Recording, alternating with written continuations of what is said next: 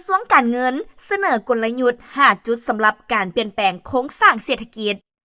รัฐมนตรีกระทรวงการเงินลาวได้เปิดเผยแผนยุทธศาสตร์5ปีที่ทะเยอทะยานเพื่อเปลี่ยนแปลงโครงสร้างเศรษฐกิจโดยสุมใส่การดิจิตอลระบบการเงินการขยายฐานรายรับอากรและการดึงดูดการลงทุนที่มีคุณภาพเพื่อสร้างเศรษฐกิจที่เอกราชและยืนยง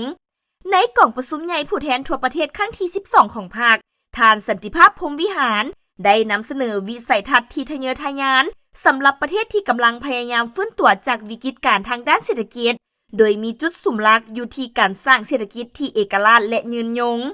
ท่านรัฐมนตรีได้เสนอกลยุทธ์5จุดสำหรับการเปลี่ยนแปลงโครงสร้างเศรษฐกิจคือ 1. การเปลี่ยนแปลงรูปแบบการเติบโต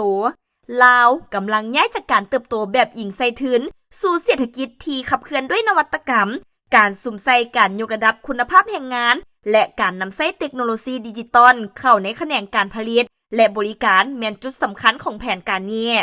2. การดึงดูดการลงทุนที่มีคุณภาพรัฐบาลจะให้ความสำคัญกับการลงทุนที่เน้นเทคโนโลยีสูงและการถ่ายทอดความรู้พร้อมทั้งเล็งการปรับปรุงรัฐวิสาหกิจที่ขาดทุนให้มีกำไรและส่งเสริมภาคเอกชนให้เข้มแข็งขึ้น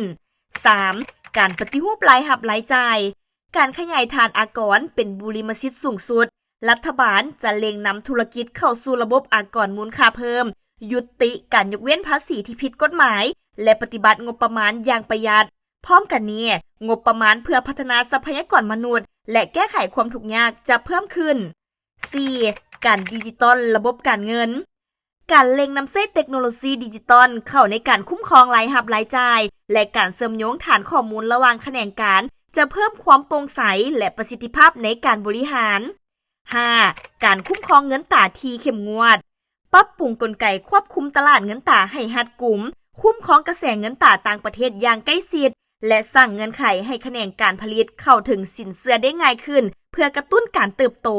ภายใต้มติ04ของกรมการเมืองศูนย์กลางภาคว่าด้วยการสร้างเศรษฐกิจเอกราชเป็นเจ้าตนเองลาวได้บรรลุผลสำเร็จที่น่าสนใจในระยะ5ปีผ่านมาคือการขยายตัวทั้งเศรษฐกิจเฉลี่ย 4.2% ต่อปี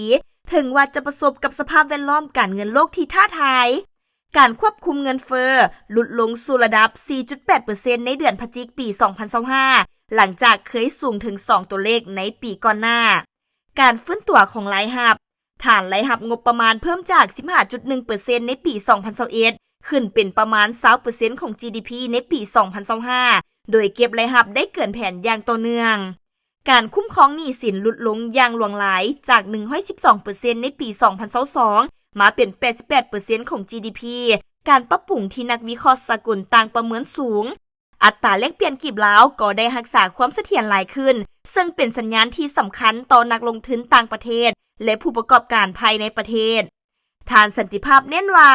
การสร้างความเข้มแข็งให้เศรษฐกิจมหาภาคแม่นเรียกร้องให้มีการประสานงานอย่างกลมเกลียวความเด็ดขาดในการบังคับใช้กฎหมายและการหันเป็นทันสมัยเพื่อรับประกันการพัฒนาที่ยืนยงและเป็นเจ้าตนเอง